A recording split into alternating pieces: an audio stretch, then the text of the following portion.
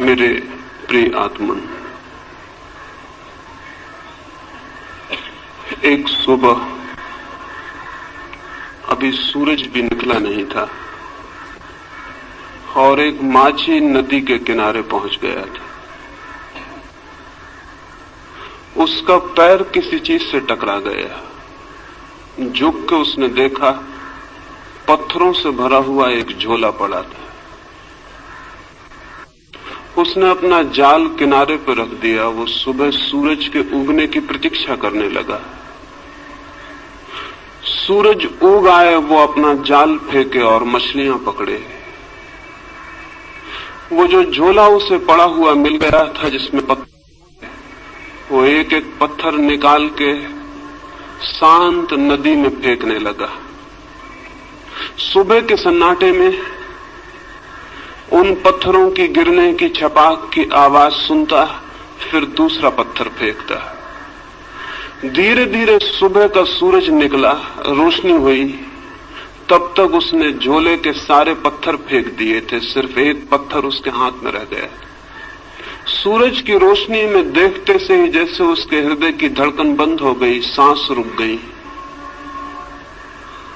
उसने जिन्हें पत्थर समझ के फेंक दिया था वे हीरे जवाहरात थे, लेकिन अब तो अंतिम हाथ में बचा था टुकड़ा और वो पूरे झोले को फेंक चुका था। और रोने लगा, चिल्लाने लगा। इतनी संपदा उसे मिल गई थी कि अनंत जन्मों के लिए काफी थी, लेकिन अंधेरे में अनजान अपरिचित उसने उस सारी संपदा को पत्थर समझ के फेंक दिया था।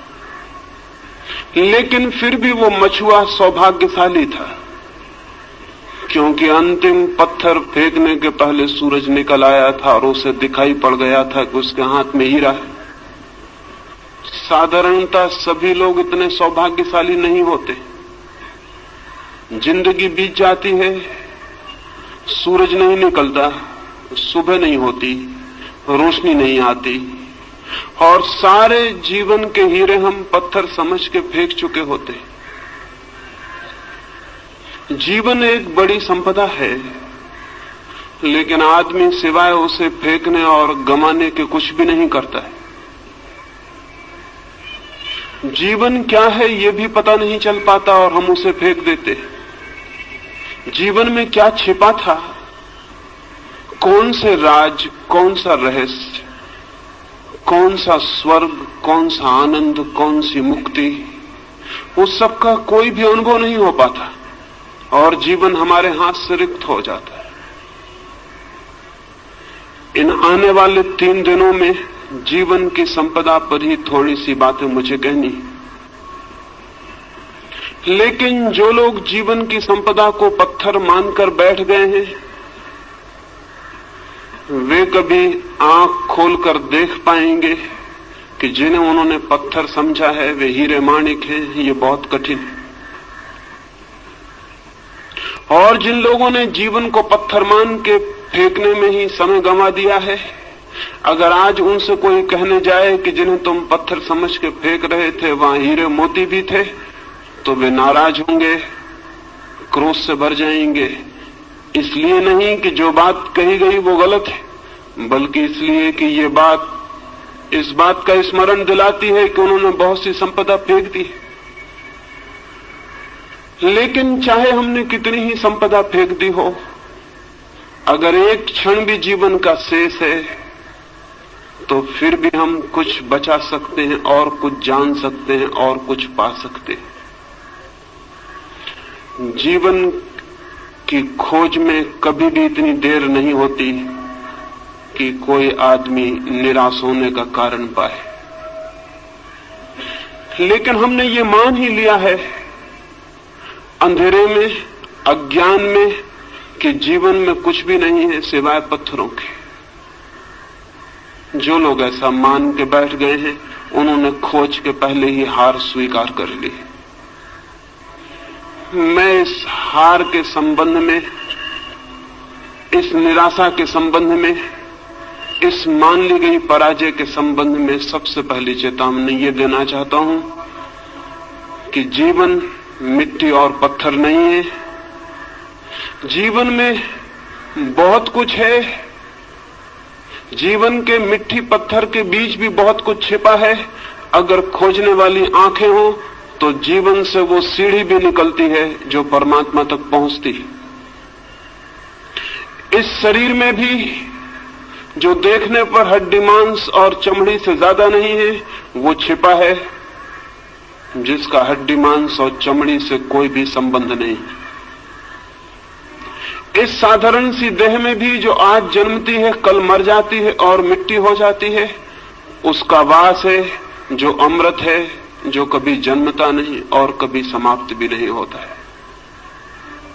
रूप के भीतर अरूप छिपा है और दृश्य के भीतर अदृश्य का वास है, और मृत्यु के कुहासे में अमृति की ज्योति छिपी हुई है। मृत्यु के धुएं में अमृत की लौ भी छिपी हुई है, वो फ्लेम, वो ज्योति भी छिपी हुई है जिसकी कोई मृत्यु नहीं।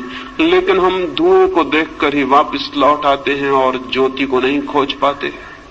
या जो लोग थोड़ी हिम्मत करते हैं वे धुएं में ही खो जाते हैं और ज्योति तक नहीं पहुंच पाते हैं। ये यात्रा कैसे हो सकती है कि हम धुएं के भीतर छिपी हुई ज्योति को जान सकें, शरीर के भीतर छिपी हुई आत्मा को पहचान सकें, प्रकृति के भीतर छिपे हुए परमात्मा के दर्शन कर सकें? ये कैसे हो सकता है? उस संबंध में ही 3 चरणों में मुझे बात करनी। पहली बात, हमने जीवन के संबंध में ऐसे दृष्टिकोण बना लिए हैं, हमने जीवन के संबंध में ऐसी धारणाएं बना ली हैं, हमने जीवन के संबंध में ऐसा फलसफा खड़ा कर रखा है। उस दृष्टिकोण और धारणा के कारण ही जीवन के सत्य को देखने से हम वंचित रह जाते हैं। हमने मान ही लिया है कि जीवन क्या है, बिना खोजे, बिना पहचाने, बिना जिज्ञासा किए हमने जीवन के संबंध में कोई निश्चित बात ही समझ रखी। हजारों वर्षों से हमें एक ही बात मंत्र की तरह पढ़ाई जा रही है कि जीवन असार है, जीवन व्यर्थ है, जीवन दुख है। सम्मोहन की तरह हमारे प्राणों पर यह मंत्र दोहराया गया है कि जीवन व्यर्थ है, जीवन असार है, जीवन दुख है, जीवन छोड़ देने योग्य है। ये बात सुन सुन के धीरे धीरे हमारे प्राणों में पत्थर की तरह मजबूत होकर बैठ गई। इस बात के कारण जीवन असार दिखाई पड़ने लगा है, जीवन दुख दिखाई पड़ने लगा है। इस बात के कारण जीवन ने सारा आनंद, सारा प्रेम, सारा सौंदर्य खो दिया है। मनुष्य एक कुरूपता बन गया है, मनुष्य एक दुख का अड्डा बन गया है। और जब हमने ये मान ही लिया है कि जीवन व्यर्थ है, असार है, तो उसे सार्थक बनाने की सारी चेष्टा भी बंद हो गई हो तो आश्चर्य नहीं। अगर हमने ये मान ही लिया है कि जीवन एक कुरूपता है तो उसके भीतर सौंदर्य की खोज कैसे हो सकती? और अगर हमने ये मान ही लिया है कि जीवन सिर्फ छोड़ देने योग्य है तो जिसे छोड़ ही देना है उसे सजाना, उसे खोजना, उसे निखारना, इसकी कोई भी जरूरत नहीं है। हम जीवन के साथ वैसा व्यवहार कर रहे हैं जैसा कोई आदमी स्टेशन पर विश्रामालय के साथ व्यवहार करता है, वेटिंग रूम के साथ व्यवहार करता है। वो जानता है कि क्षण भर हम इस वेटिंग रूम में ठहरे हुए हैं, क्षण भर बाद छोड़ देना है। इस वेटिंग रूम से प्रयोजन क्या है, अर्थ क्या है? वो वहां मूंगफली के छिलके भी डालता है, पान भी थूक देता है, गंदा भी करता है और फिर भी सोचता है मुझे क्या प्रयोजन है, क्षण भर बाद मुझे चले जाना है। जीवन के संबंध में भी हम इसी तरह का व्यवहार कर रहे हैं। जहां से हमें क्षण भर बाद चले जाना है वहां सुंदर और सत्य की खोज और निर्माण करने की जरूरत क्या है? लेकिन मैं आपसे कहना चाहता हूं, जिंदगी जरूर हमें छोड़ के चले जाना है, लेकिन जो असली जिंदगी है उसे हमें कभी भी छोड़ने का कोई उपाय नहीं। हम ये घर छोड़ देंगे, ये स्थान छोड़ देंगे, लेकिन जो जिंदगी का सत्य है वो सदा हमारे साथ होगा, वो हम स्वयं हैं। स्थान बदल जाएंगे, मकान बदल जाएंगे, लेकिन जिंदगी हमारे साथ होगी, उसके बदलने का कोई उपाय नहीं। और सवाल ये नहीं है कि जहां हम ठहरे थे उसे हमने सुंदर किया था, जहां हम रुके थे वहां हमने प्रीतिकर हवा पैदा की थी, जहां हम 2 क्षण को ठहरे थे वहां हमने आनंद का गीत गाया था। सवाल ये नहीं है कि वहां आनंद का गीत हमने गाया था। सवाल यह है कि जिसने आनंद का गीत गाया था उसने भीतर आनंद के और बड़े संभावनाओं के द्वार खोल लिए। जिसने उस मकान को सुंदर बनाया था उसने और बड़े सौंदर्य को पाने की क्षमता उपलब्ध कर ली। जिसने 2 क्षण उस वेटिंग रूम में भी प्रेम के बिताए थे उसने और बड़े प्रेम को पाने की पात्रता अर्जित कर ली। हम जो करते हैं उसी से हम निर्मित होते हैं। हमारा कृत्य अंततः हमें निर्मित करता है, हमें बनाता है। हम जो करते हैं वही धीरे धीरे हमारे प्राण और हमारी आत्मा का निर्माता हो जाता है। जीवन के साथ हम क्या कर रहे हैं इस पर निर्भर करेगा कि हम कैसे निर्मित हो रहे हैं। जीवन के साथ हमारा क्या व्यवहार है इस पर निर्भर होगा कि हमारी आत्मा किन दिशाओं में यात्रा करेगी, किन मार्गों पर जाएगी, किन नए जगतों की खोज करेगी। जीवन के साथ हमारा व्यवहार हमें निर्मित करता है। ये अगर स्मरण हो तो शायद जीवन को असार व्यर्थ मानने की दृष्टि हमें भ्रांत मालूम पड़े, तो शायद हमें जीवन को दुखपूर्ण मानने की बात गलत मालूम पड़े, तो शायद हमें जीवन से विरोधी रुख अधार्मिक मालूम पड़े। लेकिन अब तक धर्म के नाम पर जीवन का विरोधी सिखाया गया है। सच तो यह है कि अब तक का सारा धर्म मृत्युवादी है, जीवनवादी नहीं।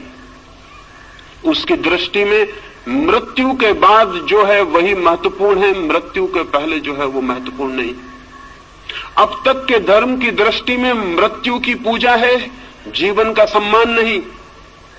जीवन के फूलों का आदर नहीं, मृत्यु के कुम्हला गए, जा चुके, मिट गए फूलों की कब्रों की प्रशंसा और श्रद्धा है।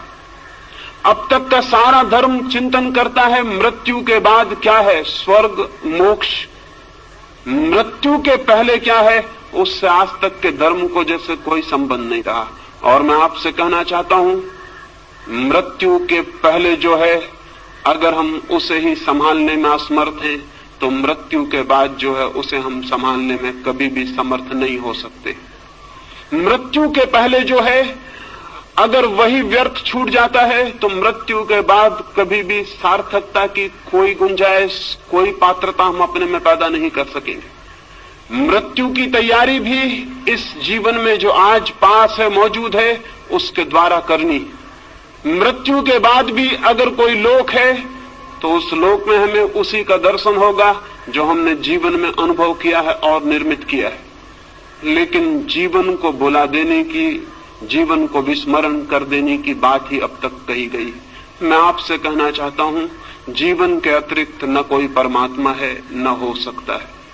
मैं आपसे ये भी कहना चाहता हूं जीवन को साध लेना ही धर्म की साधना है और जीवन में ही परम सत्य को अनुभव कर लेना मोक्ष को उपलब्ध कर लेने की पहली सीढ़ी।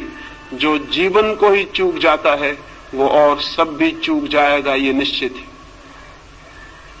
लेकिन अब तक का रुख उल्टा रहा है। वो रुख कहता है जीवन को छोड़ो, वो रुख कहता है जीवन को त्यागो। वो ये नहीं कहता कि जीवन में खोजो, वो ये नहीं कहता कि जीवन को जीने की कला सीखो, वो ये भी नहीं कहता कि जीवन को जीने के ढंग पर निर्भर करता है कि जीवन कैसा मालूम पड़ेगा। अगर जीवन अंधकारपूर्ण मालूम पड़ता है तो वो जीने का गलत ढंग है। यही जीवन आनंद की वर्षा भी बन सकता है अगर जीने का सही ढंग उपलब्ध हो जाए। धर्म को मैं जीने की कला कहता हूं, वो आर्ट ऑफ लिविंग है। धर्म जीवन का त्याग नहीं, जीवन की गहराइयों में उतरने की सीढ़ियां हैं। धर्म जीवन की तरफ पीठ कर लेना नहीं, जीवन की तरफ पूरी तरह आंख खोलना है। धर्म जीवन से भागना नहीं, जीवन को पूरा आलिंगन में लेने का नाम है। धर्म है जीवन का पूरा साक्षात्कार। यही शायद कारण है कि आज तक के धर्म में सिर्फ बूढ़े लोग ही उत्सुक रहे हैं। मंदिरों में जाएं, चर्चों में, गिरजाघरों में, गुरुद्वारों में, और वहां वृद्ध लोग दिखाई पड़ेंगे। वहां युवा दिखाई नहीं पड़ते, वहां छोटे बच्चे दिखाई नहीं पड़ते। क्या कारण?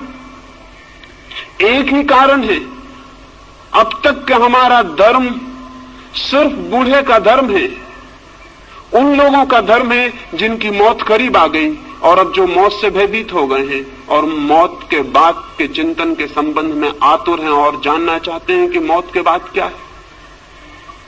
जो धर्म मौत पर आधारित है वो धर्म पूरे जीवन को कैसे प्रभावित कर सकेगा? जो धर्म मौत का चिंतन करता है वो पृथ्वी को धार्मिक कैसे बना सकेगा? वो नहीं बना सका। 5000 वर्षों की धार्मिक शिक्षा के बाद भी पृथ्वी रोज अधार्मिक से अधार्मिक होती चली गई।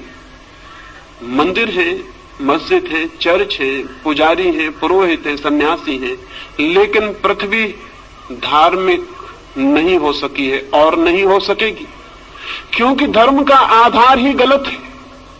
धर्म का आधार जीवन नहीं है, धर्म का आधार मृत्यु है, धर्म का आधार खिलते हुए फूल नहीं है, कब्रें हैं। जिस धर्म का आधार मृत्यु है वो धर्म अगर जीवन के प्राणों को स्पंदित न कर पाता हो तो आश्चर्य क्या है? जिम्मेवारी किसकी है? मैं इन 3 दिनों में जीवन के धर्म के संबंध में ही बात करना चाहता हूं और इसलिए पहला सूत्र समझ लेना जरूरी है।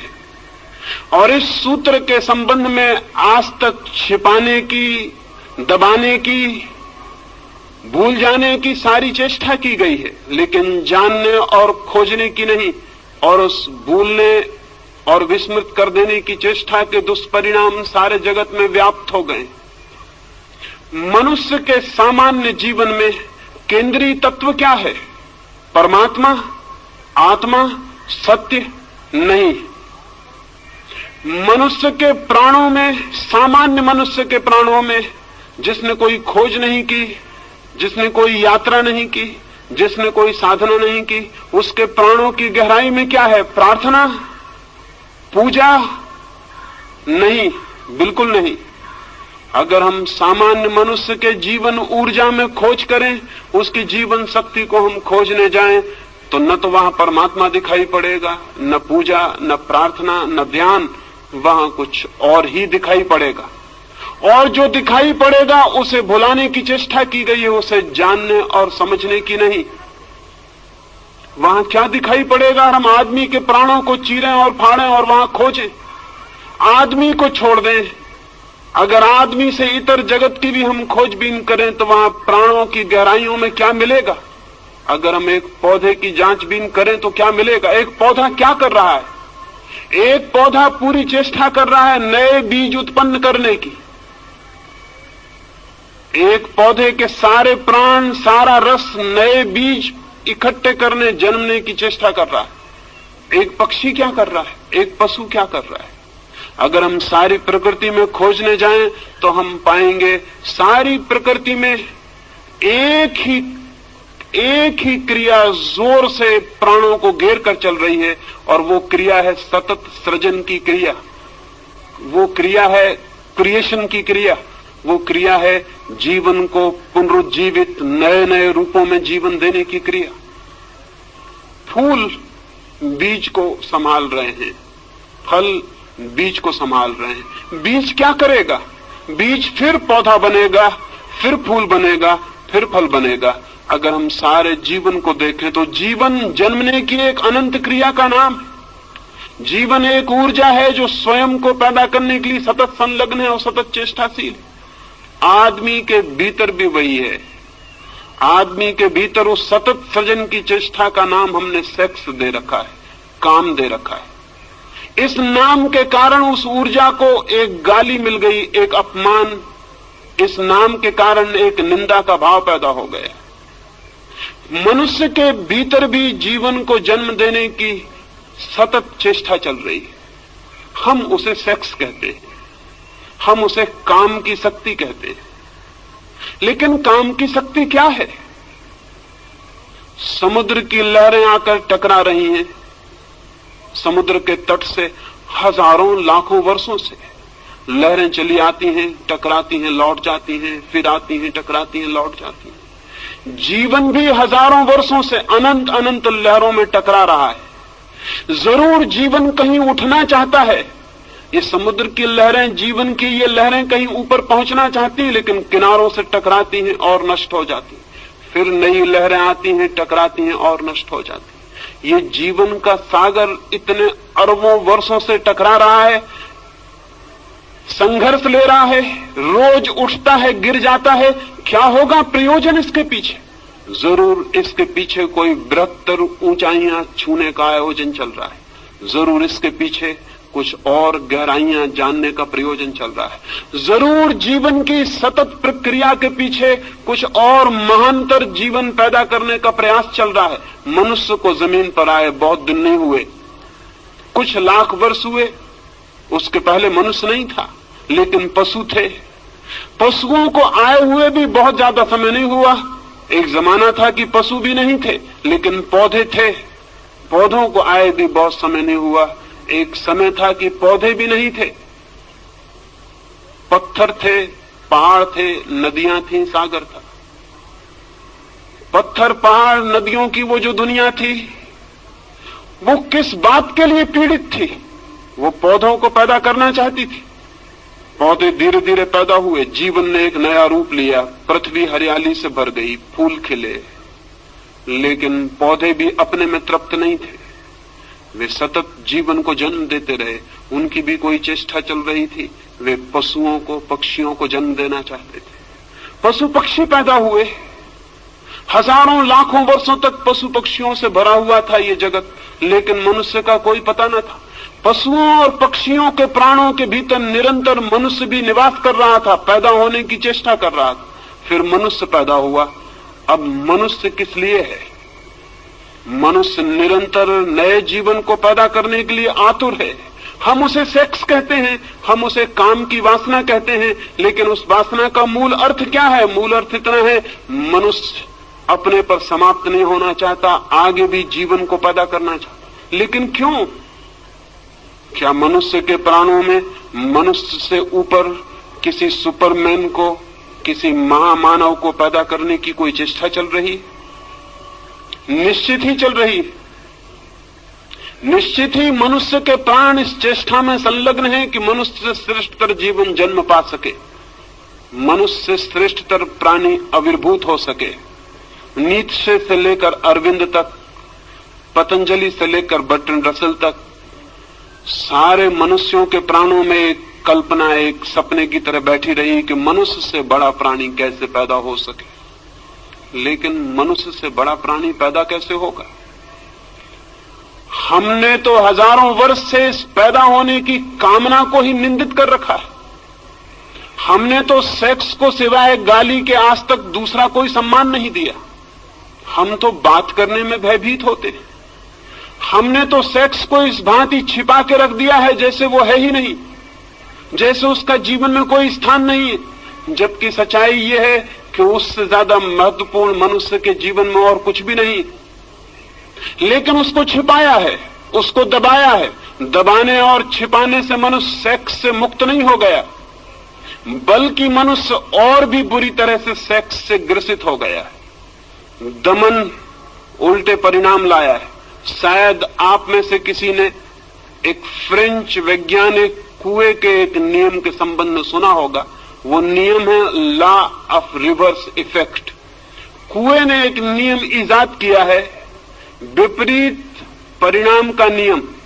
हम जो करना चाहते हैं हम इस ढंग से कर सकते हैं कि जो हम परिणाम चाहते थे उससे उल्टा परिणाम हो जाए। एक आदमी साइकिल चलाना सीखता है, बड़ा रास्ता है, चौड़ा रास्ता है, एक छोटा सा पत्थर रास्ते के किनारे पड़ा हुआ है। वो साइकिल चलाने वाला घबराता है कि मैं कहीं उस पत्थर से न टकरा जाऊं। अब इतना चौड़ा रास्ता है कि अगर आंख बंद कर भी वो चलाए तो पत्थर से टकराना आसान बात नहीं है।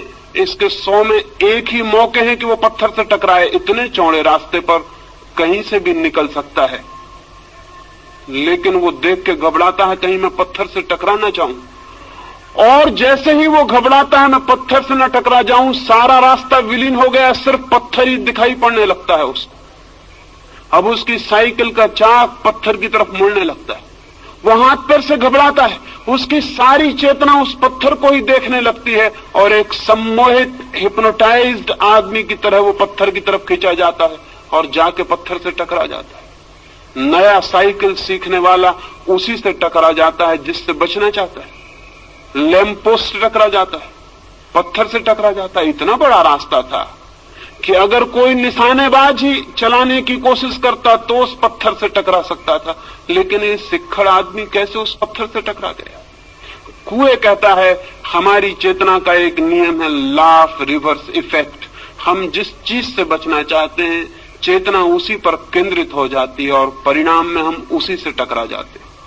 5000 वर्षों से आदमी सेक्स से बचना चाह रहा है और परिणाम इतना हुआ है कि गली कूचे हर जगह जहां भी आदमी जाता है वहीं सेक्स से टकरा जाता है। लॉ ऑफ रिवर्स इफेक्ट मनुष्य की आत्मा को पकड़े हुए। क्या कभी आपने ये सोचा कि आप चित्त को जहां से बचाना चाहते हैं चित्त वहीं आकर्षित हो जाता है, वहीं निमंत्रित हो जाता है। जिन लोगों ने मनुष्य को सेक्स के विरोध में समझाया उन लोगों ने ही मनुष्य को कामुक बनाने का जुम्मा भी अपने ऊपर ले लिया। मनुष्य की अति कामुकता गलत शिक्षाओं का परिणाम है और आज भी हम भयभीत होते हैं कि सेक्स की बात ना की जाए। क्यों भयभीत होते हैं? भयभीत इसलिए होते हैं कि हमें डर है कि सेक्स के संबंध में बात करने से लोग और कामुक हो जाएंगे। मैं आपको कहना चाहता हूं ये बिल्कुल ही गलत भ्रम है, ये 100% गलत है। पृथ्वी उसी दिन सेक्स से मुक्त होगी जब हम सेक्स के संबंध में सामान्य स्वस्थ बातचीत करने में समर्थ हो जाएंगे। जब हम सेक्स को पूरी तरह से समझ सकेंगे तो ही हम सेक्स का अतिक्रमण कर सकेंगे। जगत में ब्रह्मचर्य का जन्म हो सकता है, मनुष्य सेक्स के ऊपर उठ सकता है, लेकिन सेक्स को समझकर, सेक्स को पूरी तरह पहचान कर, उस ऊर्जा के पूरे अर्थ, मार्ग, व्यवस्था को जानकर उससे मुक्त हो सकता है। आंखें बंद कर लेने से कोई कभी मुक्त नहीं हो सकता। आंखें बंद कर लेने वाले सोचते हो कि आंख बंद कर लेने से शत्रु समाप्त हो गया तो वो पागल है। मरुस्थल में शुतुरमुर्ग भी ऐसा ही सोचता है। दुश्मन हमले करते हैं तो शुतुरमुर्ग रेत में सिर छिपा के खड़ा हो जाता है और सोचता है कि जब दुश्मन मुझे दिखाई नहीं पड़ रहा तो दुश्मन नहीं है। लेकिन ये तर्क, शुतुरमुर्ग को हम क्षमा भी कर सकते हैं, आदमी को क्षमा नहीं किया जा सकता। सेक्स के संबंध में आदमी ने शुतुरमुर्ग का व्यवहार किया है आज तक। वो सोचता है आंख बंद कर लो सेक्स के प्रति तो सेक्स मिट गया। अगर आंख बंद कर लेने से चीजें मिटती होती तो बहुत आसान थी जिंदगी, बहुत आसान होती दुनिया। आंखें बंद करने से कुछ मिटता नहीं, बल्कि जिस चीज के संबंध में हम आंखें बंद करते हैं, हम प्रमाण देते हैं कि हम उससे भयभीत हो गए हैं, हम डर गए हैं, वो हमसे ज्यादा मजबूत है, उससे हम जीत नहीं सकते, इसलिए हम आंख बंद करते हैं। आंख बंद करना कमजोरी का लक्षण है।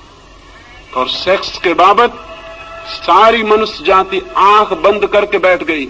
न केवल आंख बंद करके बैठ गई है, बल्कि उसने सब तरह की लड़ाई भी सेक्स से ली और उसके परिणाम, उसके दुष्परिणाम सारे जगत में ज्ञात है। अगर 100 आदमी पागल होते हैं तो उसमें से 98 आदमी सेक्स को दबाने की वजह से पागल होते हैं। अगर हजारों स्त्रियां हिस्टीरिया से परेशान हैं तो उसमें से 100 में से 99 स्त्रियों के पीछे हिस्टीरिया के, मिर्गी के, बेहोशी के सेक्स की मौजूदगी है, सेक्स का दमन मौजूद है। अगर आदमी इतना बेचैन, अशांत, इतना दुखी और पीड़ित है तो इस पीड़ित होने के पीछे उसने जीवन की एक बड़ी शक्ति को बिना समझे उसकी तरफ पीठ खड़ी कर ली है, उसका कारण है। और परिणाम उल्टे आते हैं। अगर हम मनुष्य का साहित्य उठाकर देखें, अगर किसी देवलोक से कभी कोई देवता आए या चंद्रलोक से या मंगल ग्रह से कभी कोई यात्री आए और हमारी किताबें पढ़े, हमारा साहित्य देखे, हमारी कविताएं पढ़े, हमारे चित्र देखे, तो बहुत हैरान हो जाएगा। वो हैरान हो जाएगा ये जानकर कि आदमी का सारा साहित्य सेक्स पर क्यों केंद्रित है, आदमी की सारी कविताएं सेक्सुअल क्यों हैं, आदमी की सारी कहानियां, सारे उपन्यास सेक्स पर क्यों खड़े हैं, आदमी की हर किताब के ऊपर नंगी औरत की तस्वीर क्यों है, आदमी की हर फिल्म नंगे आदमी की फिल्म क्यों है। वो आदमी बहुत हैरान होगा। अगर कोई मंगल से आके हमें इस हालत में देखेगा तो बहुत हैरान होगा। वो सोचेगा आदमी सेक्स के सिवाय क्या कुछ भी नहीं सोचता। और आदमी से अगर पूछेगा, बातचीत करेगा तो बहुत हैरान हो जाएगा। आदमी बातचीत करेगा आत्मा की, परमात्मा की, स्वर्ग की, मोक्ष की, सेक्स की कभी कोई बात नहीं करेगा। और उसका सारा व्यक्तित्व चारों तरफ से सेक्स से भरा हुआ है। वो मंगल ग्रह का वासी तो बहुत हैरान होगा। वो कहेगा बातचीत कभी नहीं की जाती जिस चीज की, उसको चारों तरफ से तृप्त करने की हजार हजार पागल कोशिशें क्यों की जा रही।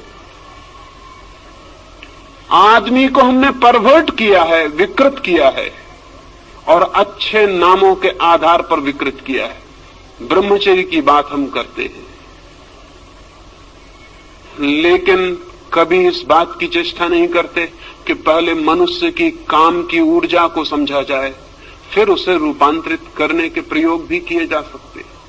बिना उस ऊर्जा को समझे दमन की, संयम की सारी शिक्षा मनुष्य को पागल, विक्षिप्त और रुग्ण करेगी। इस संबंध में कोई भी ध्यान नहीं। ये मनुष्य इतना रुग्ण, इतना दीनहीन कभी भी ना था, इतना विषाक्त भी ना था, इतना पॉइजनस भी ना था, इतना दुखी भी ना था। मैंने एक अस्पताल के पास से मैं निकलता था, मैंने एक तख्ते पर अस्पताल की एक सूचना लिखी हुई पढ़ी। लिखा था उस तख्ते पर, एक आदमी को बिच्छू ने काटा, उसका इलाज किया गया, वो 1 दिन में ठीक होकर घर वापस चला गया है। एक दूसरे आदमी को सांप ने काटा था, उसका 3 दिन में इलाज किया गया, वो स्वस्थ होकर घर वापस लौट गया है।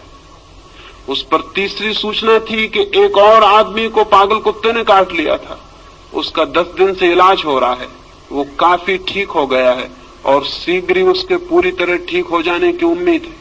और उस पर एक चौथी सूचना भी थी कि एक आदमी को एक आदमी ने काट लिया था, उसे कई सप्ताह हो गए, वो बेहोश है और उसके ठीक होने की भी कोई उम्मीद नहीं।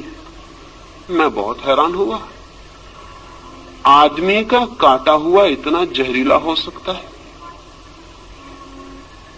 लेकिन अगर हम आदमी की तरफ देखेंगे तो दिखाई पड़ेगा आदमी के भीतर बहुत जहर इकट्ठा हो गया है। और उस जहर के इकट्ठे हो जाने का पहला सूत्र यह है कि हमने आदमी के निसर्ग को, उसकी प्रकृति को स्वीकार नहीं किया, उसकी प्रकृति को दबाने और जबरदस्ती तोड़ने की चेष्टा की।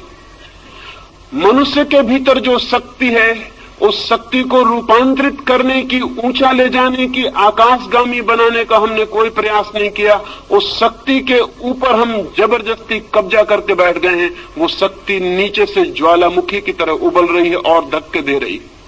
वो आदमी को किसी भी क्षण उल्टा देने की चेष्टा कर रही, और इसलिए जरा सा मौका मिल जाता है तो आपको पता है सबसे पहली बात क्या होती। अगर एक हवाई जहाज गिर पड़े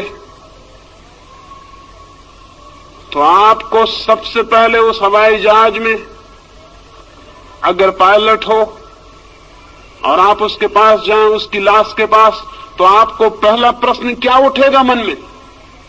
क्या आपको ख्याल आएगा ये हिंदू है या मुसलमान? नहीं। क्या आपको ख्याल आएगा कि ये भारतीय है कि चीनी? नहीं। आपको पहला ख्याल आएगा ये आदमी है या औरत।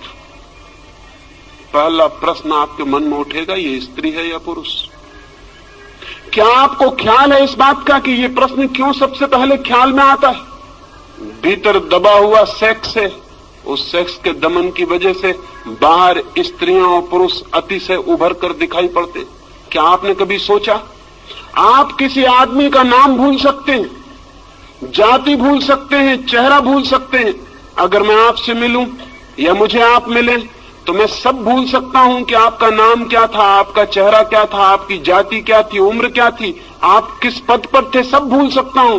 लेकिन कभी आपको ख्याल आया आप ये भी भूल सकें कि जिससे आप मिले थे वो आदमी थी या औरत? कभी आप भूल सके इस बात को कि जिससे आप मिले थे वो पुरुष है या स्त्री? कभी पीछे ये संदेह उठा मन में कि वो स्त्री है या पुरुष? नहीं, ये बात आप कभी भी नहीं भूल सके होंगे। क्यों? लेकिन जब सारी बातें भूल जाती हैं तो ये क्यों नहीं भूलता? हमारे भीतर मन में कहीं सेक्स बहुत अतिशय होकर बैठा है, वो 24 घंटे उबल रहा है, इसलिए सब बात भूल जाती है लेकिन ये बात नहीं भूलती। हम सतत सचेष्ट हैं। ये पृथ्वी तब तक स्वस्थ नहीं हो सकेगी जब तक आदमी और स्त्रियों के बीच ये दीवार और ये फासला खड़ा हुआ है। ये पृथ्वी तब तक कभी भी शांत नहीं हो सकेगी जब तक भीतर उबलती हुई आग है और उसके ऊपर हम जबरदस्ती बैठे हुए हैं। उस आग को रोज दबाना पड़ता है, उस आग को प्रतिक्षण दबाए रखना पड़ता है। वो आग हमको भी जला डालती है, सारा जीवन राख कर देती है, लेकिन फिर भी हम विचार करने को राजी नहीं होते ये आग क्या थी। और मैं आपसे कहता हूं, अगर हम इस आग को समझ लें तो यह आग दुश्मन नहीं है, दोस्त है। अगर हम इस आग को समझ लें तो यह हमें जलाएगी नहीं, हमारे घर को गर्म भी कर सकती है सर्दियों में, और हमारी रोटियां भी पका सकती है, और हमारी जिंदगी के लिए सहयोगी और मित्र भी हो सकती है। लाखों साल तक आकाश में बिजली चमकती थी, कभी किसी के ऊपर गिरती थी और जान ले लेती थी। कभी किसी ने सोचा भी ना था कि एक दिन घर में पंखा चलाएगी ये बिजली, कभी ये रोशनी करेगी अंधेरे में, ये किसी ने सोचा नहीं था। आज वही बिजली हमारी साथी हो गई। क्यों? बिजली की तरफ हम आंख मूंद के खड़े हो जाते तो हम कभी बिजली के राज को न समझ पाते और न कभी उसका उपयोग कर पाते, वो हमारी दुश्मनी बनी रहती। लेकिन नहीं, आदमी ने बिजली के प्रति दोस्ताना का भाव बरता, उसने बिजली को समझने की कोशिश की, उसने प्रयास किए जानने के, और धीरे धीरे बिजली उसकी साथी हो गई। आज बिना बिजली के क्षण भर जमीन पर रहना मुश्किल मालूम होगा। मनुष्य के भीतर बिजली से भी बड़ी ताकत है सेक्स की। मनुष्य के भीतर अणु की शक्ति से भी बड़ी शक्ति है सेक्स की। कभी आपने सोचा लेकिन ये शक्ति क्या है और कैसे हम इसे रूपांतरित करें?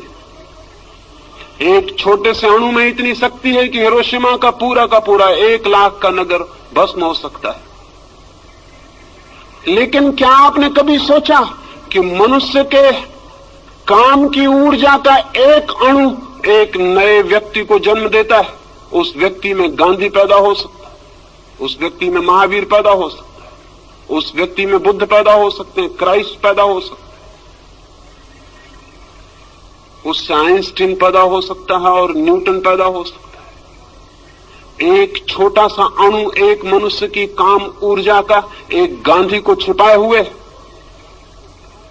गांधी जैसा विराट व्यक्तित्व जन्म पा सकता है। लेकिन हम सेक्स को समझने को राजी नहीं, लेकिन हम सेक्स की ऊर्जा के संबंध में बात करने की हिम्मत जुटाने को राजी नहीं। कौन सा भय हमें पकड़े हुए है कि जिससे सारे जीवन का जन्म होता है, उस शक्ति को हम समझना नहीं चाहते? कौन सा डर है, कौन सी घबराहट है? मैंने पिछली बंबई की सभा में इस संबंध में कुछ बात की थी तो बड़ी घबराहट फैल गई। मुझे बहुत से पत्र पहुंचे कि आप इस तरह की बातें मत कहें, इस तरह की बात ही मत करें। मैं बहुत हैरान हुआ कि इस तरह की बात क्यों न की जाए। अगर शक्ति है हमारे भीतर तो उसे जाना क्यों न जाए, उसे क्यों न पहचाना जाए? और बिना जाने पहचाने, बिना उसके नियम समझे हम उस शक्ति को और ऊपर कैसे ले जा सकते हैं?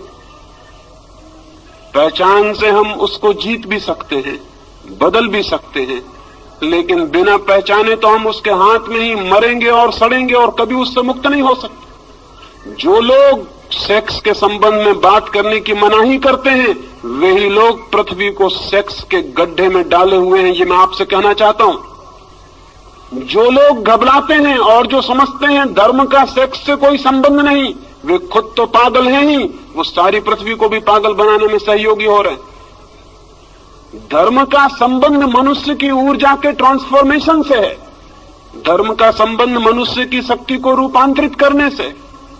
धर्म चाहता है कि मनुष्य के व्यक्तित्व में जो छिपा है वो श्रेष्ठतम रूप से अभिव्यक्त हो जाए। धर्म चाहता है कि मनुष्य का जीवन निम्न से उच्च की एक यात्रा बने, पदार्थ से परमात्मा तक पहुंच जाए। लेकिन ये चाह तभी पूरी हो सकती है हम जहां जाना चाहते हैं उस स्थान को समझना उतना उपयोगी नहीं जितना उस स्थान को समझना उपयोगी है जहां हम खड़े हैं, क्योंकि वहीं से यात्रा शुरू करनी पड़ती। सेक्स है फैक्ट, सेक्स जो है वो तथ्य है मनुष्य के जीवन का, और परमात्मा अभी दूर है। सेक्स हमारे जीवन का तथ्य है। इस तथ्य को समझ के हम परमात्मा के सत्य तक यात्रा कर भी सकते हैं, लेकिन इसे बिना समझे 1 इंच आगे नहीं जा सकते। कोल्हू के बैल की तरह इसी के आसपास घूमते रहेंगे, इसी के आसपास घूमते रहेंगे। मैंने जो पिछली सभा में कुछ बातें कही तो मुझे ऐसा लगा कि जैसे हम जीवन की वास्तविकता को समझने की भी तैयारी नहीं दिखाते, तो फिर हम और क्या कर सकते हैं और आगे क्या हो सकता है। फिर ईश्वर परमात्मा की सारी बातें सांत्वना की, कोरी सांत्वना की बातें हैं और झूठी हैं, क्योंकि जीवन के परम सत्य चाहे कितने ही नग्न हो, उन्हें जानना ही पड़ेगा, समझना ही पड़ेगा। तो पहली बात तो ये जान लेनी जरूरी है कि मनुष्य का जन्म सेक्स से होता है, मनुष्य का सारा व्यक्तित्व सेक्स के अणुओं से बना हुआ है, मनुष्य का सारा प्राण सेक्स की ऊर्जा से भरा हुआ है। जीवन की ऊर्जा अर्थात काम की ऊर्जा, ये जो काम की ऊर्जा है, ये जो सेक्स एनर्जी है, ये क्या है? ये क्यों हमारे जीवन को इतने जोर से आंदोलित करती, क्यों हमारे जीवन को इतना प्रभावित करती? क्यों हम घूम घूम कर सेक्स के आसपास इर्द गिर्द ही चक्कर लगाते हैं और समाप्त हो जाते हैं? कौन सा आकर्षण है इसका? हजारों साल से ऋषि मुनि इंकार कर रहे हैं, लेकिन आदमी प्रभावित नहीं हुआ मालूम पड़ता है। हजारों साल से वे कह रहे हैं कि मुख मोड़ लो इससे, दूर हट जाओ इससे, सेक्स की कल्पना और कामना छोड़ दो, चित्त से निकाल डालो ये सारे सपने। लेकिन आदमी के चित्त से ये सपने निकले नहीं, निकल भी नहीं सकते हैं इस भांति। बल्कि मैं तो इतना हैरान हुआ हूं, इतना हैरान हुआ हूं, मैं वैश्याओं से भी मिला हूं, लेकिन वैश्याओं ने मुझसे सेक्स की बात नहीं की, उन्होंने आत्मा परमात्मा के संबंध में पूछताछ की। और मैं साधु सन्यासियों से भी मिलता हूं, वे जब भी अकेले में मिलते हैं तो सिवाय सेक्स के और किसी बात के संबंध में पूछताछ नहीं करते। मैं बहुत हैरान हुआ, मैं हैरान हुआ हूं इस बात को जानकर कि साधु सन्यासियों को जो निरंतर इसके विरोध में बोल रहे हैं, वे खुद भी चित्त के तल पर वहीं ग्रसित हैं, वहीं परेशान हैं। तो जनता में आत्मा परमात्मा की बात करते हैं, लेकिन भीतर उनके भी समस्या वही होगी भी, स्वाभाविक है, क्योंकि हमने उस समस्या को समझने की ही चेष्टा नहीं की है। हमने उस ऊर्जा के नियम भी नहीं जानने चाहे, और हमने कभी ये भी नहीं पूछा कि मनुष्य का इतना आकर्षण क्यों है, कौन सिखाता है सेक्स आपको? सारी दुनिया तो सिखाने के विरोध में सारे उपाय करती है। माँ बाप चेष्टा करते हैं कि बच्चे को पता न चल जाए, शिक्षक चेष्टा करते हैं, धर्मशास्त्र चेष्टा करते हैं, कहीं कोई स्कूल नहीं, कहीं कोई यूनिवर्सिटी नहीं, लेकिन आदमी अचानक एक दिन पाता है कि सारे प्राण काम की आतुरता से भर गए। ये कैसे हो जाता है? बिना सिखाए ये कैसे हो जाता है? सत्य की शिक्षा दी जाती है, प्रेम की शिक्षा दी जाती है, उसका तो कोई पता नहीं चलता। इस सेक्स का इतना प्रबल आकर्षण, इतना नैसर्गिक केंद्र क्या है? जरूर इसमें कोई रहस्य है और इसे समझना जरूरी है, तो शायद हम इससे मुक्त भी हो सकते। पहली बात तो ये कि मनुष्य के प्राणों में सेक्स का जो आकर्षण है वो वस्तुतः सेक्स का आकर्षण नहीं है। मनुष्य के प्राणों में जो काम वासना है वो वस्तुतः काम की वासना नहीं। इसलिए हर आदमी काम के कृत्य के बाद पछताता है, दुखी होता है, पीड़ित होता है, सोचता है कि इससे मुक्त हो जाऊं, ये क्या है? लेकिन शायद आकर्षण कोई दूसरा है, और वो आकर्षण बहुत रिलीजियस, बहुत धार्मिक अर्थ रखता है। वो आकर्षण ये है कि मनुष्य के सामान्य जीवन में सिवाय सेक्स की अनुभूति के वो कभी भी अपने गहरे से गहरे प्राणों में नहीं उतर पाता है, और किसी क्षण में कभी गहरे नहीं उतरता है। दुकान करता है, धंधा करता है, यश कमाता है, पैसे कमाता है, लेकिन एक अनुभव काम का, संभोग का उसे गहरे से गहरे ले जाता है। और उसकी गहराई में दो घटनाएं घटती हैं। एक, संभोग के अनुभव में अहंकार विसर्जित हो जाता है, इगोलेसनेस पैदा हो जाती है। एक क्षण के लिए अहंकार नहीं रह जाता, एक क्षण को यह याद भी नहीं रह जाता कि मैं हूं। क्या आपको पता है, धर्म के श्रेष्ठतम अनुभव में मैं बिल्कुल मिट जाता है, अहंकार बिल्कुल शून्य हो जाता है। सेक्स के अनुभव में क्षण भर को अहंकार मिटता है, लगता है कि हूं या नहीं, एक क्षण को विलीन हो जाता है मेरापन का भाव। दूसरी घटना घटती है, एक क्षण के लिए समय मिट जाता है, टाइमलेसनेस पैदा हो जाती। जीसस ने कहा है समाधि के संबंध में, there shall be time no longer. समाधि का जो अनुभव है वहां समय नहीं रह जाता, वो कालातीत है, समय बिल्कुल विलीन हो जाता है, न कोई अतीत है न कोई भविष्य, शुद्ध वर्तमान रह जाता है। सेक्स के अनुभव में ये दूसरी घटना घटती है, न कोई अतीत रह जाता न कोई भविष्य, समय मिट जाता है, एक क्षण के लिए समय विलीन हो जाता है। ये धार्मिक अनुभूति के लिए सर्वाधिक महत्वपूर्ण तत्व है, ईगोलेसनेस, टाइमलेसनेस। ये दो तत्व हैं जिनकी वजह से आदमी सेक्स की तरफ आतुर होता है और पागल होता है। वो आतुरता स्त्री के शरीर के लिए नहीं है पुरुष की, न पुरुष के शरीर के लिए स्त्री की है। वो आतुरता शरीर के लिए बिल्कुल भी नहीं है, वो आतुरता किसी और ही बात के लिए। वो आतुरता है अहंकार शून्यता का अनुभव, समय शून्यता का अनुभव। लेकिन समय शून्य और अहंकार शून्य होने के लिए आतुरता क्यों है? क्योंकि जैसे ही अहंकार मिटता है आत्मा की झलक उपलब्ध होती है, जैसे ही समय मिटता है परमात्मा की झलक उपलब्ध होती है। एक क्षण को होती है ये घटना, लेकिन उस एक क्षण के लिए आदमी कितनी ही ऊर्जा, कितनी ही शक्ति खोने को तैयार है। शक्ति खोने के कारण पछताता है बाद में कि शक्ति छीन हुई, शक्ति का अपव्यय हुआ, और उसे पता है कि शक्ति जितनी छीन होती मौत उतनी करीब आती। कुछ पशुओं में तो एक ही संभोग के बाद नर की मृत्यु हो जाती, कुछ कीड़े तो एक ही संभोग कर पाते हैं और संभोग करते ही करते समाप्त हो जाते। अफ्रीका में एक मकड़ा होता है, वो एक ही संभोग कर पाता है और संभोग की हालत में ही मर जाता है, इतनी ऊर्जा क्षीण हो जाती। मनुष्य को यह अनुभव में आ गया बहुत पहले कि सेक्स का अनुभव शक्ति को क्षीण करता है, जीवन ऊर्जा कम होती है और धीरे धीरे मौत करीब आती है। पछताता है आदमी, लेकिन इतना पछताने के बाद फिर पाता है कि कुछ घड़ियों के बाद फिर वही आतुरता है। निश्चित ही इस आतुरता में कुछ और अर्थ है जो समझ लेना जरूरी। सेक्स की आतुरता में कोई रिलीजियस अनुभव है, कोई आत्मिक अनुभव है। उस अनुभव को अगर हम देख पाएं तो हम सेक्स के ऊपर उठ सकते हैं। अगर उस अनुभव को हम न देख पाएं तो हम सेक्स में ही जिएंगे और मर जाएंगे।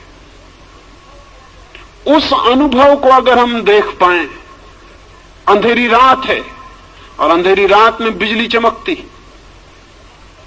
बिजली की चमक अगर हमें दिखाई पड़ जाए और बिजली को अगर हम समझ लें तो अंधेरी रात को हम मिटा भी सकते हैं। लेकिन अगर हम ये समझ लें कि अंधेरी रात के कारण बिजली चमकती है तो फिर हम अंधेरी रात को और घना करने की कोशिश करेंगे ताकि बिजली चमके। सेक्स की घटना में बिजली चमकती है, एक वो सेक्स से अतीत है, ट्रांसेंड करती है, पार से आती। उस पार के अनुभव को अगर हम पकड़ लें तो हम सेक्स के ऊपर उठ सकते हैं, अन्यथा नहीं। लेकिन जो लोग सेक्स के विरोध में खड़े हो जाते हैं वे अनुभव को समझ भी नहीं पाते कि वो अनुभव क्या है। वे कभी ये ठीक विश्लेषण भी नहीं कर पाते कि हमारी आतुरता किस चीज के लिए।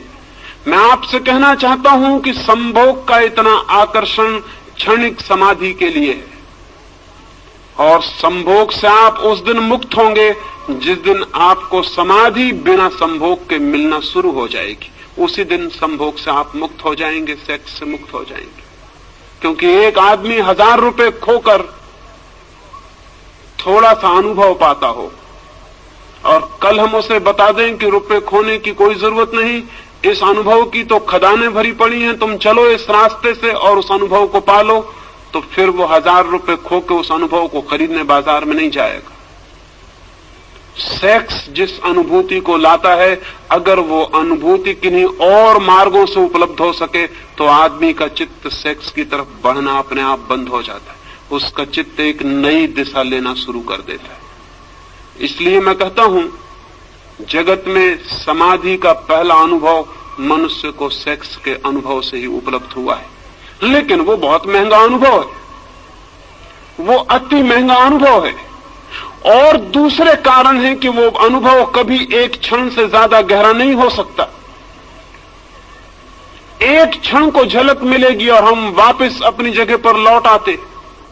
एक क्षण को किसी लोक में उठ जाते हैं, किसी गहराई पर, किसी पीक एक्सपीरियंस पर, किसी शिखर पर पहुंचना होता है और हम पहुंच भी नहीं पाते और वापस गिर जाते।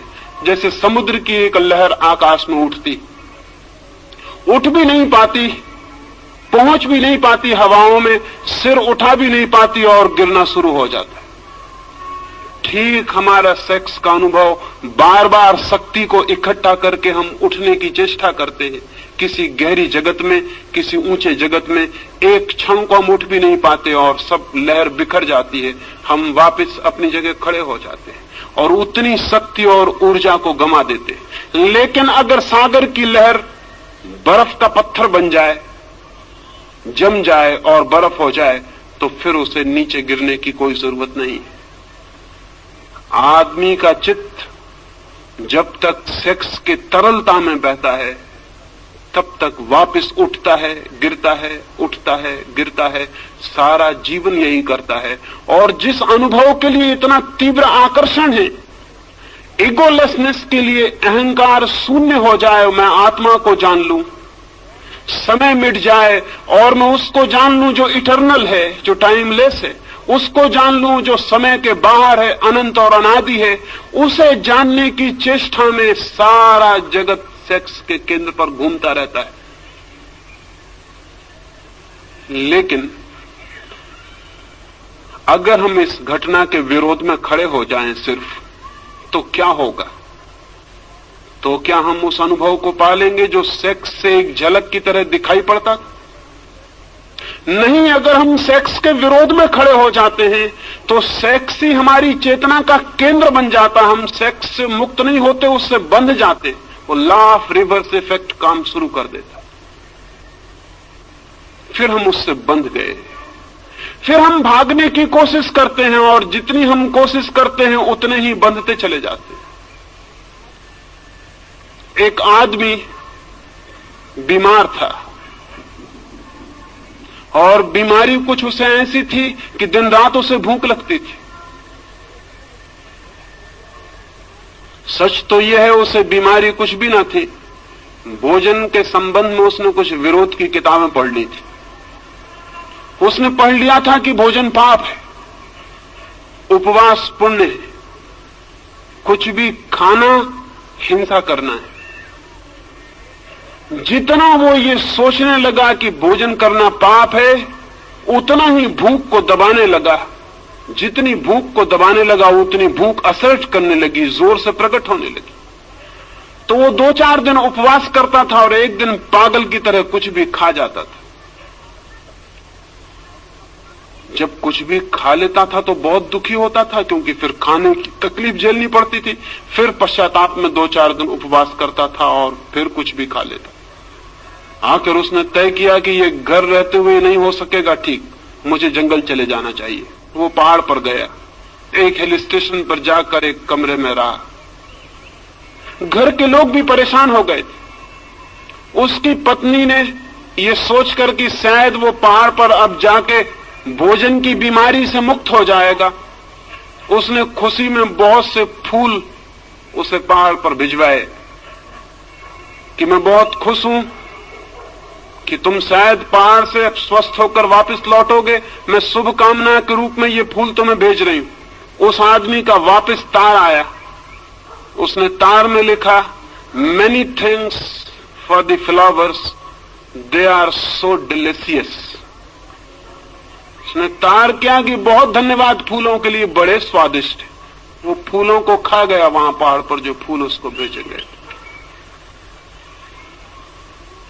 अब कोई आदमी फूलों को खाएगा इसका हम ख्याल नहीं कर सकते, लेकिन जो आदमी भोजन से लड़ाई शुरू कर देगा वो फूलों को खा सकता है।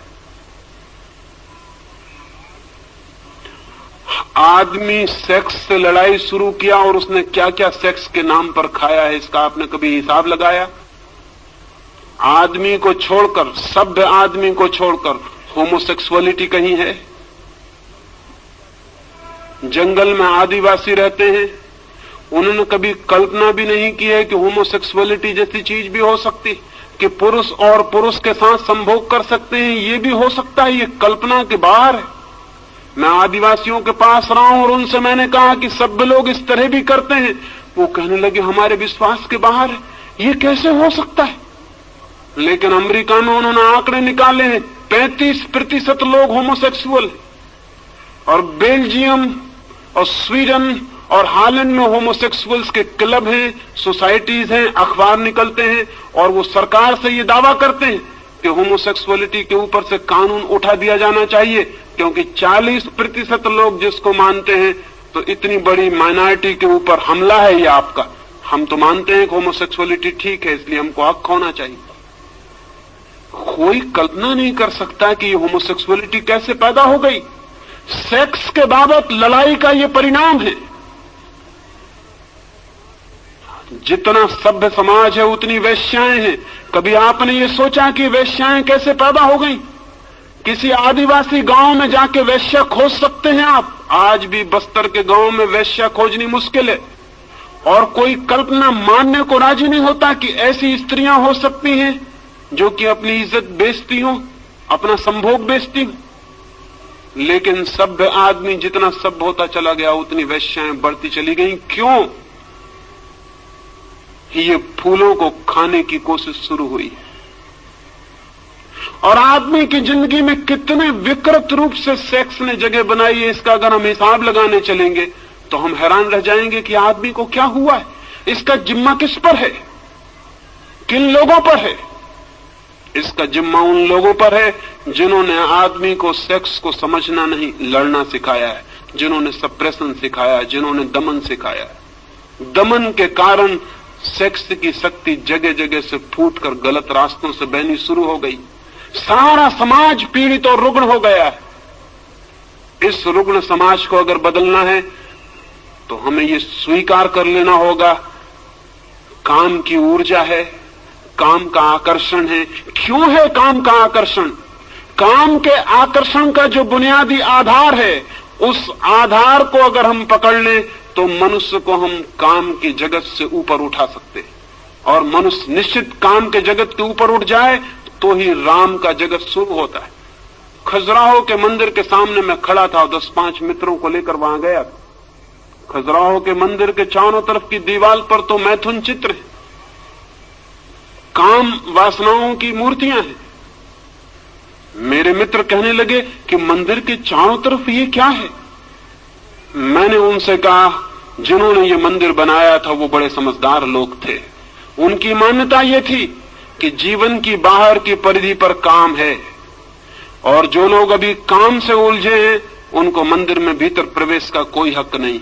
फिर मैं अपने मित्रों को कहा भीतर चले, फिर उन्हें भीतर लेकर गया। वहां तो कोई काम प्रतिमा ना थी, वहां भगवान की मूर्ति थी। वे कहने लगे भीतर कोई प्रतिमा नहीं है। मैंने उनसे कहा कि जीवन की बाहर की परिधि पर काम वासना है, जीवन की बाहर की परिधि दीवार पर काम वासना है, जीवन के भीतर भगवान का मंदिर है। लेकिन जो अभी काम वासना से उलझे हैं वे भगवान के मंदिर में प्रवेश के अधिकारी नहीं हो सकते। उन्हें अभी बाहर की दीवार का ही चक्कर लगाना पड़ेगा। जिन लोगों ने ये मंदिर बनाया था वे बड़े समझदार लोग थे। ये मंदिर एक मेडिटेशन सेंटर था, ये मंदिर एक ध्यान का केंद्र था। जो लोग आते थे उनसे वो कहते थे बाहर पहले मैथुन के ऊपर ध्यान करो, पहले सेक्स को समझो, और जब सेक्स को पूरी तरह समझ जाओ और तुम पाओ कि मनुष्य मुक्त हो गया है तब तुम भीतर आ जाना, फिर भीतर भगवान से मिलना हो सकता है। लेकिन धर्म के नाम पर हमने सेक्स को समझने की स्थिति पैदा नहीं की, सेक्स की शत्रुता पैदा कर दी। सेक्स को समझो मत, आंख बंद कर लो और घुस जाओ भगवान के मंदिर में आंख बंद करके। आंख बंद करके कभी कोई भगवान के मंदिर में जा सका है? और आंख बंद करके अगर आप भगवान के मंदिर में पहुंच भी गए तो बंद आंख में आपको भगवान दिखाई नहीं पड़ेंगे, जिससे आप भाग कर आए हैं वही दिखाई पड़ता रहेगा, आप उसी से बंधे रह जाएंगे। शायद कुछ लोग मेरी बातें सुन के समझते हैं कि मैं सेक्स का पक्षपाती हूं। मेरी बातें सुन के शायद लोग समझते हैं कि मैं सेक्स का प्रचार करना चाहता हूं। अगर कोई ऐसा समझता हो तो उसने मुझे कभी सुना ही नहीं है, ऐसा उससे कह देना। इस समय पृथ्वी पर मुझसे ज्यादा सेक्स का दुश्मन आदमी खोजना मुश्किल है, और उसका कारण यह है कि मैं जो बात कह रहा हूं अगर वो समझी जा सकी तो मनुष्य जाति को सेक्स के ऊपर उठाया जा सकता है, अन्यथा नहीं। और जिन थोथे लोगों को हमने समझा है वो सेक्स के दुश्मन थे, वो सेक्स के दुश्मन नहीं थे। उन्होंने सेक्स में आकर्षण पैदा कर दिया, सेक्स से मुक्ति पैदा नहीं की। सेक्स में आकर्षण पैदा हो गया विरोध के कारण। मुझसे एक आदमी ने कहा है कि जिस चीज का विरोध ना हो उसको करने में कोई रस ही नहीं रह जाता। चोरी के फल खाने जितने मधुर और मीठे होते हैं उतने बाजार से खरीदे गए फल कभी नहीं होते। इसलिए अपनी पत्नी उतनी मधुर कभी नहीं मालूम पड़ती जितनी पड़ोसी की पत्नी मालूम पड़ती। वो चोरी के फल हैं, वो वर्जित फल है। और सेक्स को हमने एक ऐसी स्थिति दे दी, एक ऐसा चोरी का जामा पहना दिया, एक ऐसे झूठ के लिबास में छिपा दिया, ऐसी दीवालों में खड़ा कर दिया कि उसने हमें तीव्र रूप से आकर्षित कर लिया। बर्ट्रैंड रसल ने लिखा है कि जब मैं छोटा बच्चा था, विक्टोरियन जमाना था, स्त्रियों के पैर भी दिखाई नहीं पड़ते थे। वो कपड़े पहनती थी जो जमीन पर घसटता था और पैर नहीं दिखाई पड़ता था। अगर कभी किसी स्त्री का अंगूठा दिख जाता था तो आदमी आतुर होकर अंगूठा देखने लगता था और काम वासना जग जाती थी। और रसल कहता है कि अब स्त्रियां करीब करीब आधी नंगी घूम रही और उनका पैर पूरा दिखाई पड़ता लेकिन कोई असर नहीं होता। तो रसल ने लिखा है कि इससे यह सिद्ध होता है कि हम जिन चीजों को जितना ज्यादा छिपाते हैं उन चीजों में उतना ही कुत्सित आकर्षण पैदा होता है। अगर दुनिया को सेक्स से मुक्त करना है तो बच्चों को ज्यादा देर तक घर में नग्न रहने की सुविधा होनी चाहिए। जब तक बच्चे घर में नग्न खेल सकें, लड़के और लड़कियां, उन्हें नग्न खेलने देना चाहिए ताकि वो एक दूसरे के शरीर से भली भांति परिचित हो जाएं और कल रास्तों पर उनको किसी स्त्री को धक्का देने की कोई जरूरत न रह जाए, ताकि वे एक दूसरे के शरीर से इतने परिचित हो जाएं कि किसी किताब पर नंगी औरत की तस्वीर छापने की कोई जरूरत न रह जाए। वे शरीर से इतने परिचित हों कि शरीर का कुत्सित आकर्षण विलीन हो सके। लेकिन बड़ी उल्टी दुनिया है।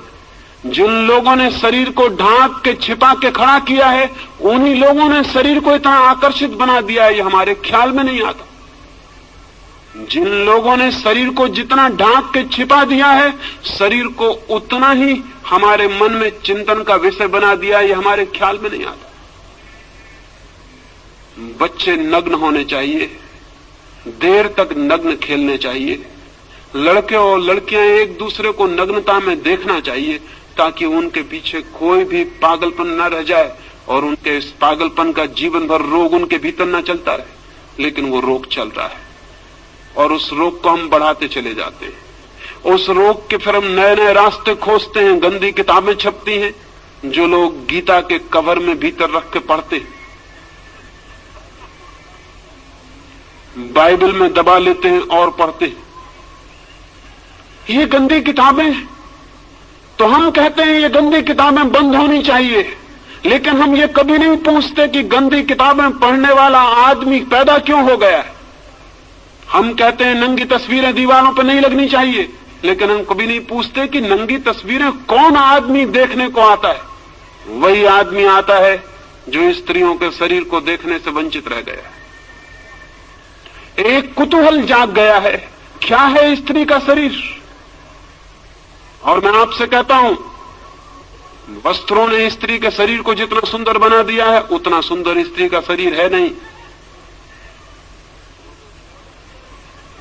वस्त्रों में ढांक कर शरीर छिपा नहीं है और उघड़ के प्रकट हुआ है। ये सारी की सारी चिंतना हमारी विपरीत फल ले आई।